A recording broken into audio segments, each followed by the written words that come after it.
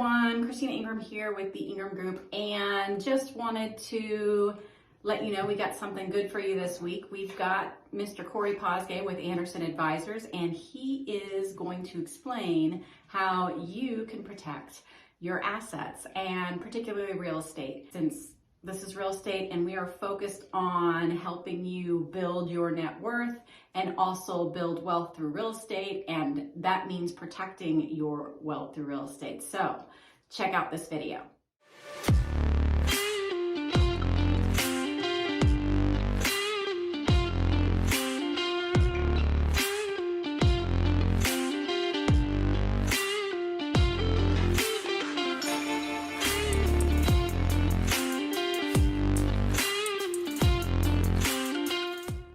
What I do here at the firm is I help clients put together, usually it's going to be one of three things. I'm either looking for privacy so people don't know what you own.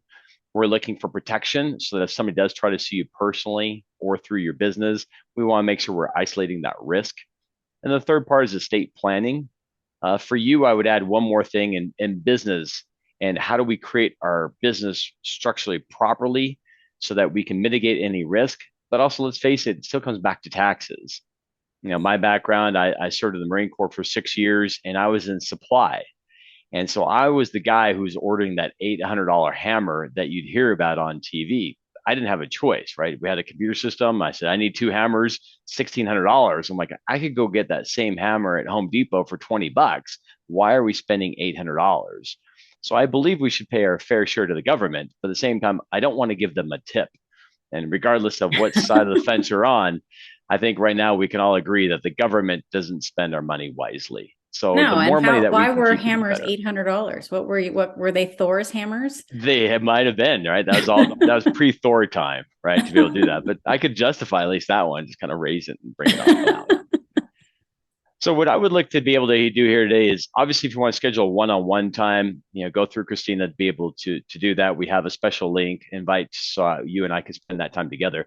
So I just want to just cover maybe 15 minutes here today, just give you some highlights of what we do as a firm, because I know when you're dealing with a lot of real estate investors is number one. Number two, they're going to say, well, Corey, I have money. How do I invest it? How do I make sure I'm protecting myself? Also, if you want to talk briefly, I'm a retirement specialist within the firm. So I know that some of your clients may have some IRAs or old 401ks, and right now they don't want to leave in the market. I mean, most people I've talked to, they've probably lost 10 or 20% of their stock value over the last 6 months. And they're like, I don't know what 2023 is going to happen or what the future is. But at least if I know if I put that into real estate or something a little bit more stable, like a syndication or a limited partnership, maybe I'll have some stability right now, because the turmoil between Bitcoin and stock markets, it's making a lot of people anxious, to say the least. And so what I would do is, let me go ahead and go to screen share if that's okay with you. That is perfectly fine. So let's just talk high level real quickly. So let's use you, Christina, as the example. Okay. And you've got $100,000 in your checking account. Like, I don't know what to do with the money, but I don't feel comfortable leaving it in my personal checking account. I want to get that protected. So the first thing I would look at is, well, let's create an LLC. An LLC by definition is a limited liability company. We're living here in Las Vegas. We see a lot of attorney commercials. You remember the heavy hitter, in a wreck, need a check, give me a call. I'm going to go after Christina for you. Some of those attorneys that we see. Mm-hmm. Well, what are they doing? They're going to go after us as an individual, and they're going to go after, of course, the insurance company. But if they know that you own assets, or if you have properties, they're not going to sell with the insurance company for $50,000. They're going to want to come after you personally. So the benefit of having an LLC is that I'm going to limit the exposure or the risk. But the downside of many LLCs, depending upon the state, is your name is going to be listed as a member or as a manager of that LLC. So when you think about it, great, I have an LLC. I bought online, or I went through an attorney, whatever it may be. How do you know it's going to really hold up in court when it's tested? And the answer is you probably don't know. So one of the unique things that we do is, when we create an LLC, we specialize in asset protection. And so it's important to have a strong operating agreement. Our operating agreement is 50 to 75 pages long. It's state specific, it's industry specific. In our 22-year history, we have over 20,000 clients. We haven't had one of our anonymous LLCs broken into. So we're very proud of that fact. The top three states that provide you what we call privacy or anonymity, along with charging order protection, which means they can't force you to take money out of that LLC, are Wyoming, Delaware, and Nevada. And by no coincidence, of course, we're talking today in Las Vegas. We have another office located in Cheyenne, Wyoming. Delaware is usually preferred for IT companies, software companies type of deal, or banks or institutions are usually coming out of Delaware. For small business owners, Wyoming and Nevada are the top two states. Now, you and I, we live here in Las Vegas. I don't even have a Nevada LLC. Actually, I have a Wyoming LLC to hold my cash because, frankly, Nevada's gotten more expensive to maintain an LLC, as you know, as a realtor. Your average fees in Nevada are $750 a year. That same LLC in Wyoming is less than $200 a year. So Oh, when in wow. doubt, Wyoming is a great place to go. Hmm. So that $100,000, Christina, that you have in your cash and brokerage accounts, put that now into your Wyoming LLC. That would be my suggestion. So if you've got the heavy hitter that wants to try to sue you personally, they don't have access to the $100,000. We call it security through obscurity, meaning if they can't see it, they can't sue it. And then even if the attorney brought you into a deposition or into what's called a debtor's exam, even if you disclose that, yeah, my name is Christina, I have $100,000 in this LLC, they can't force you to take that money out. That's that charging order protection. Now, let's say you were in California, they could take it out. And they also know that you have that California LLC because your name is all over it. So it's very important to make sure you're working with somebody who understands not just the state laws, but also how we can protect you with it.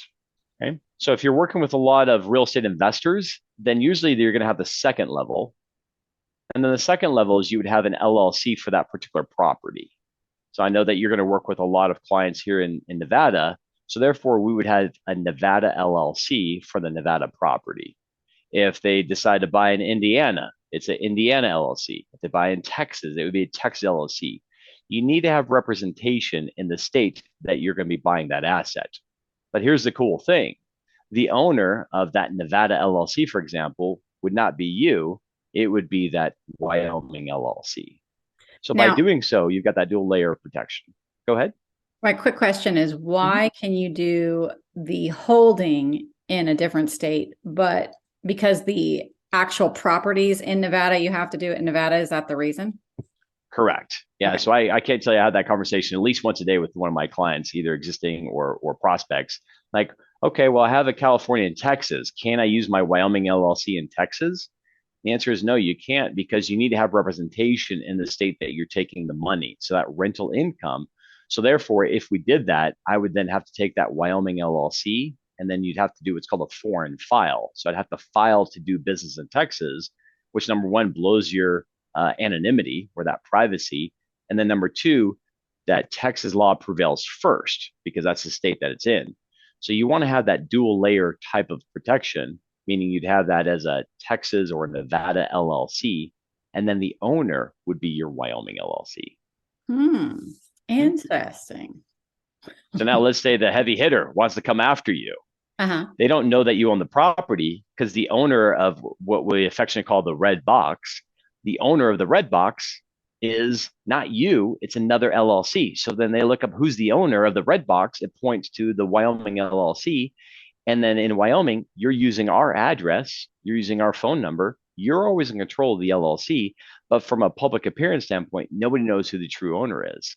So now you've made it much more difficult because let's face it, I work for a law firm, and I'm going to say for most attorneys care about one thing. What do they care about, Christina? Saying no. Mm, I like it. See, you're trying to be politically correct, but you know the true answer is attorneys care about how they get paid, Yes. right? But also, So they if don't they, want you to do anything. that's right, that's right. And so if they can't figure out how they're going to get paid, when you see these commercials on TV and they're saying, hey, we don't collect until we win, but they don't finish that sentence. We won't take the case unless we think we can win and collect, right? That's the part that they don't tell you. Right. What's the point of me suing a homeless person on Las Vegas Boulevard if I can't collect? And there isn't going to be an attorney in their right mind that's going, yep, sorry, Corey, we need to go ahead and sue that homeless person. They're not going to take the case. So what I want to do is I want to make sure, with all due respect, that you look like you're homeless. So they're like, why would I want to sue Christina? There's nothing that she has of assets wise. Got it. So that would be your basic structures. You'd have an LLC for the property, and then ideally the owner of that LLC would be that Wyoming LLC. And here's the other benefit: the Nevada attorney is not licensed in Wyoming. So if they want to pursue any type of legal action, just think of now they have to be either very familiar with Wyoming statutory laws, or they may have to hire a Wyoming attorney to bring that case forward to Nevada. In other words, it's going to be a very difficult process, and we want to make it as difficult as we can for the attorneys. Got it. Now, you've got a daughter, 21 years young. Yes. You've got assets. And I Yes. know it's a hard conversation, but I'm going to ask you, what happens if we die tomorrow? Who gets your stuff? She would. I just don't have it in a trust. And That's I tell okay. everyone to put it in a trust. We do, right? Yeah. And here's the downside. If we don't put into a trust, then that means the state is going to help you decide that. But it's a Correct. public record. That's called Okay. probate. So not only do you have to go through probate, but also that means the state gets paid first to go through the probate process. Your average probate fees are $15,000. Now, what if Holy you crap. have properties in multiple states? Then that means you're going through probate in each one of those states. So if you have three properties in three different states, you're dealing with three different probates. And I remember one of our attorneys told us a long time ago, just don't die in California or Florida. I'm like, why those two states? It goes to California, they're going to tax you to death, even though you've already died. And Florida, frankly, there's just a lot of old people. So to go through probate in Florida is like twice the national average because there's a lot of older people in Florida. Got it. So Got you it. can imagine time, that means you can't then either sell the asset or you can't move into it or you can't pass it on to your heirs. It makes it a very difficult process. So to avoid that, the living trust is very important for you to be able to have.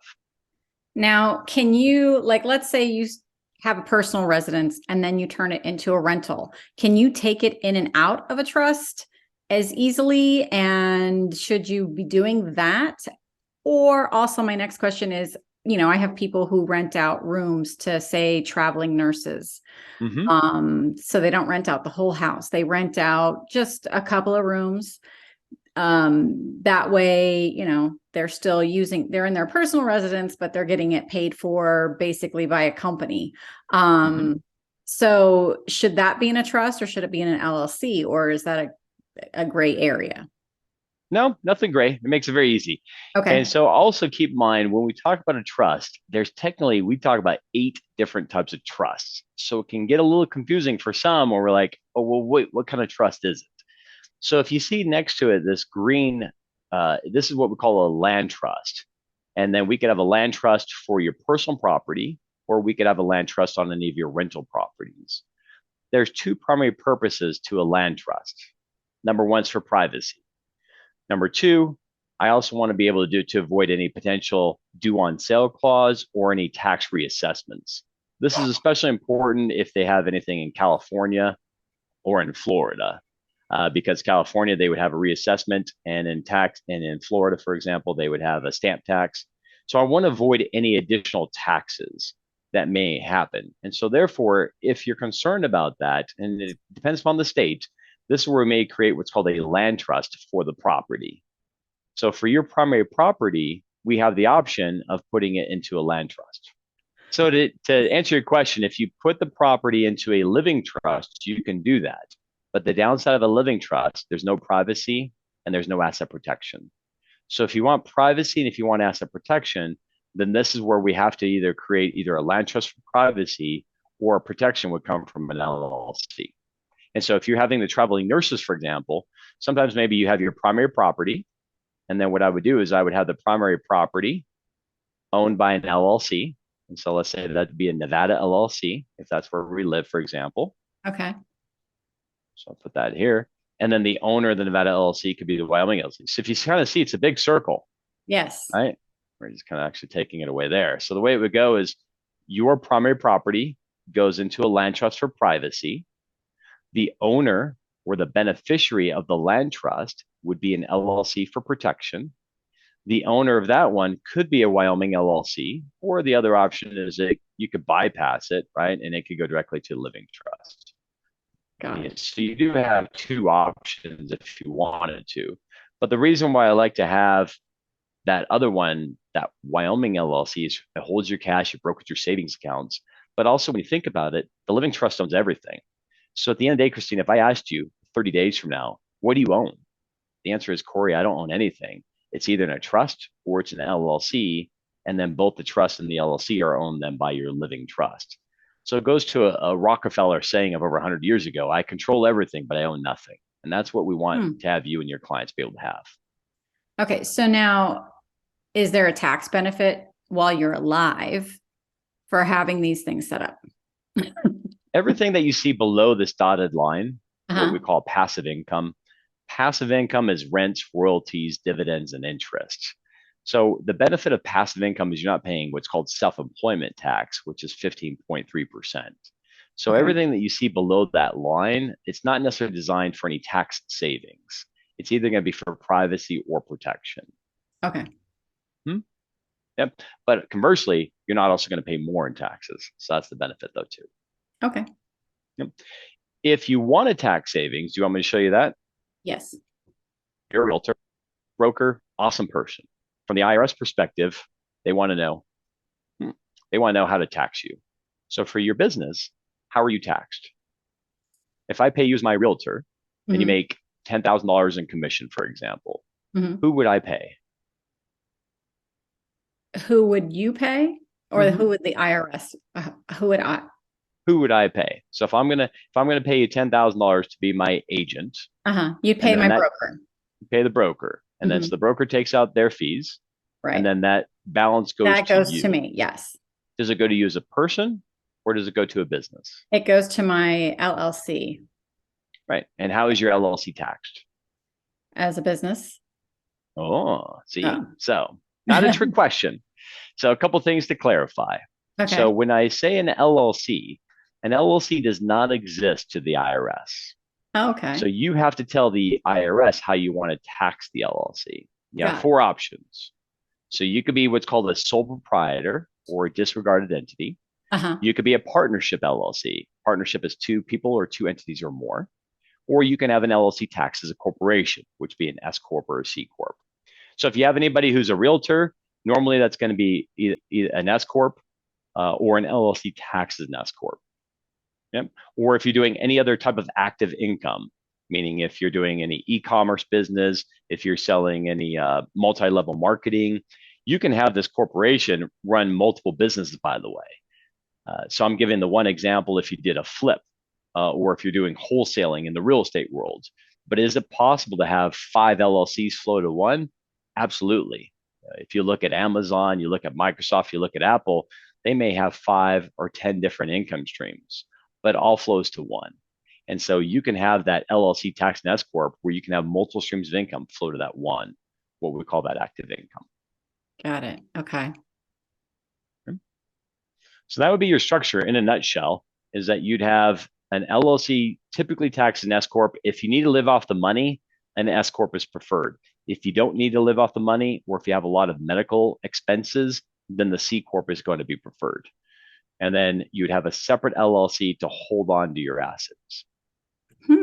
Okay. All right. Very interesting. Okay. So this is basically what you offer. Now, let's just say someone's a W-2 person with just a single home. What would you recommend them to do if they want to protect that one asset that they have? Well, I always like to look at strategies, what I call a good, better, or best. Okay. Yeah. Do we have to do, hey, Corey, I got one LLC. Based on what you're describing to me, I may need 2 or 3. I'm not necessarily suggesting that up front, but there is a benefit to making sure it's set up properly from the beginning. Okay. So if you have one property, okay, I would want to protect that, because realize without having an LLC, your only protection is insurance. But when we really look at insurance, it's like people come to Vegas, right? So when you have your friends come in town, do they come to see Christina, or do they come because of Las Vegas Boulevard? Maybe it's a little bit of both, or at least for my friends, they don't care about me. They just, using me as the excuse. Oh, Corey, we came to see you. I saw you for like 15 minutes. They go down the strip. They go to Bellagio, go to MGM, any casino. They know when they walk in there, anything that they're going to gamble, the favored to win is always going to be the house. It could be a small fraction of 1%, but everything is favored to the house, right? Everybody knows that, but yet they will still gamble in Las Vegas for that chance to win. Insurance works the same way. Everything is favored to the insurance companies because everybody wants the same thing on insurance. I want the most coverage for the least amount of money. No trick there. So what is insurance companies going to do? They're going to have carve outs. They're going to have exclusions. They have a lot of what if scenarios that are never going to be in your favor. So even if you have a blanket policy, you got to really see what's in it, or more importantly, what's carved out of it that isn't going to cover it. Nobody cares more about your properties than you. And so at the end of the day, having the LLC is always going to be your best option. So if you go under a good, better, best type of strategy, then at the very minimum, I would create an LLC for the property, right? So basically, then if you create an LLC for your property, you have two options: go through an attorney, such as Anderson Law Group, or do it on your own. The downside is when you go on your own, with all due respect to those online companies, they're going to be very generic. You Right. as a realtor, you as a real estate investor, you selling on Amazon, you're going to get the same type of operating agreement. And the number one reason why LLCs get pierced is because not only is your name on there, but more importantly, it's the operating agreement. If it's weak or inefficient, then they can absolutely pierce that LLC. So that's one of the things that we pride ourselves is we want to make sure you have an LLC that can't get pierced. So at the very first level, you should at least have that one LLC of the property.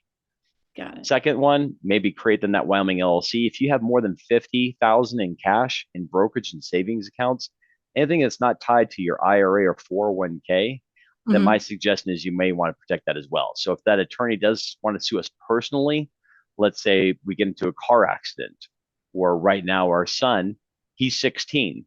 And so he has our old car, our old Yukon. So he calls it Tonka Tank, right? Because it's a Hmm. Yukon. But one of the things I'm telling him, I said, son, this is not Grand Theft Auto.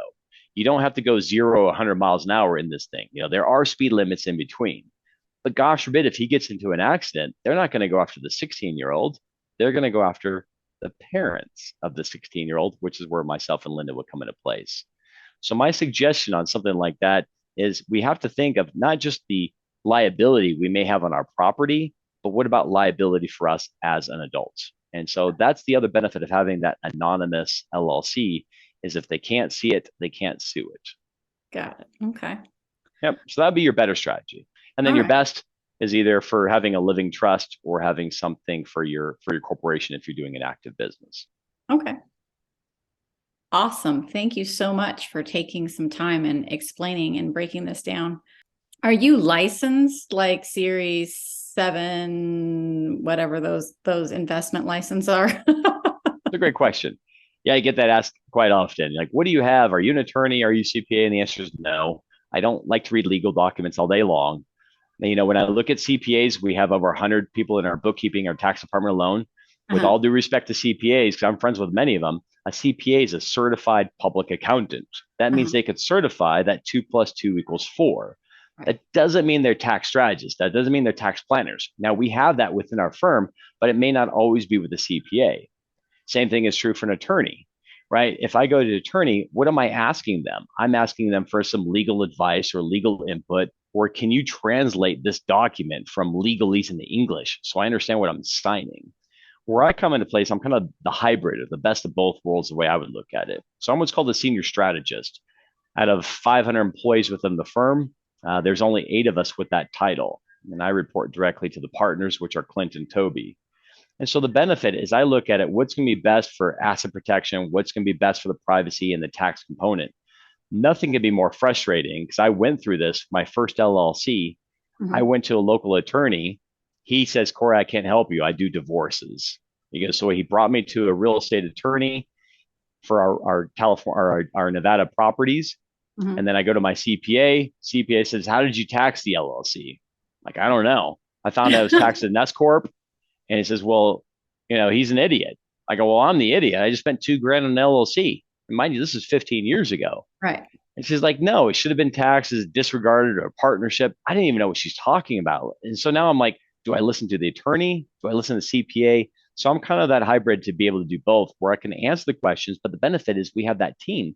So if you have those legal or tax questions, that's where we have what's called our platinum membership. So now you have access to myself, to the attorneys, everybody that you want on what's called your power team. But the Uh-huh. benefit is then we're not charging you an hourly rate to speak or work with us. All right. Well, thank you again. I know we're running low on time. There's that right there. I will be making sure I send out a link. That way, anyone who wants to have a free consultation with you can do that. And thank you again. And this is Christina, and I will talk to you guys next week. Hey everyone, I hope you guys enjoyed that video and that conversation with Corey. And we're going to put a link in the comments here so you can, if you're interested, you can set up a free consultation with Corey to see what you can do to protect your assets. And also, this is Christina. If you guys are looking to either sell or buy, please give me a call, and we are looking to be your real estate experts. Also, if you like our videos and you want to see more videos like this, please comment and also hit like and subscribe and hit the bell so you can be notified anytime that we release a video. And I'll talk to you guys next week.